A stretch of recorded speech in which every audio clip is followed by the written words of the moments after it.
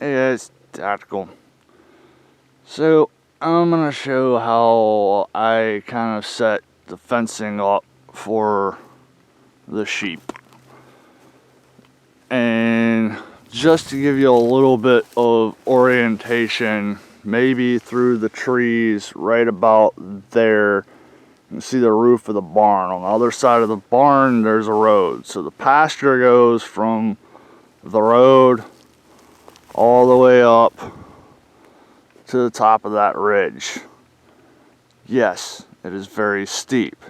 If you go sit at the top of the ridge up there, you will actually be looking down at the top of that high voltage line.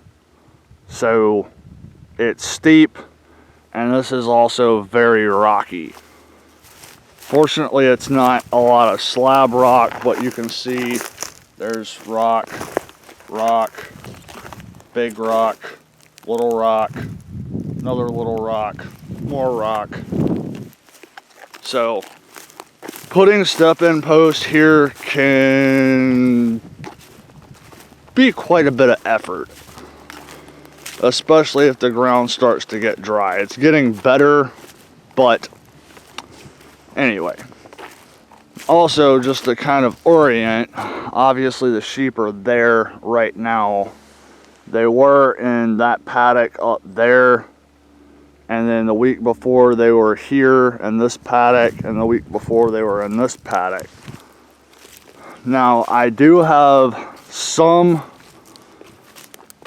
permanent aluminum wire installed along the perimeter, which there was an old woven wire fence there. Some of it's still intact, some of it's not, some of it's just gone.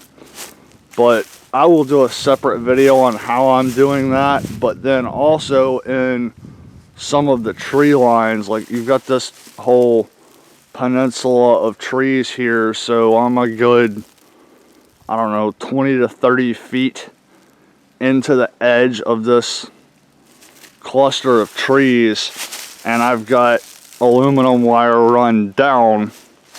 So this makes up one side of this paddock, and then the perimeter fence over there makes up the other side. So when I ran this paddock, all I had to do was run, I'm looking at this paddock backwards, but from left to right,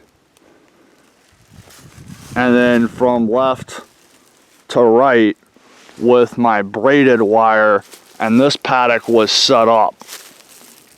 I'm also running 2 strands just because I found with my sheep, if I run 1 strand, they tend not to stay in the fence. If I run 2 strands, they tend to stay in the fence, so I run 2 strands. That's redneck logic.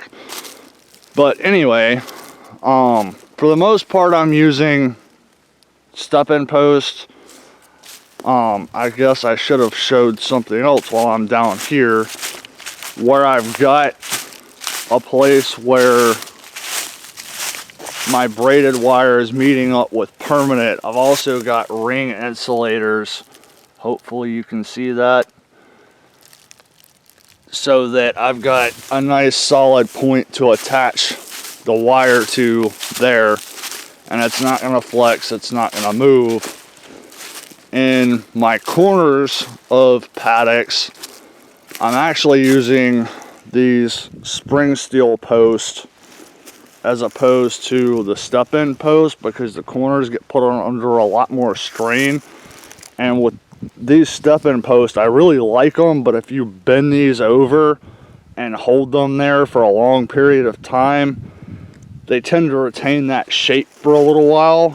So I've gone to using the spring steel for the corners, and I just leave them there, or at least the spring steel ones. That way all the corners of my paddocks are marked. And so if I'm clearing, if I've got to come up here and mow the paddock lines, then it makes it really easy to see exactly where I'm going. So with that paddock over there, obviously, I ran the wire across in the bottom. I ran the wire from the perimeter over there up to this corner and I stopped while the sheep were in that paddock. When I went to move them up into this paddock, I took those 2 reels, ran them up to the corner over there. So 2 reels made up 2 of the sides for this paddock. And then I haven't, if you can see that mess up below that other tower, I haven't cleared a path through that yet. It's really steep right there. So my permanent fence stops over there.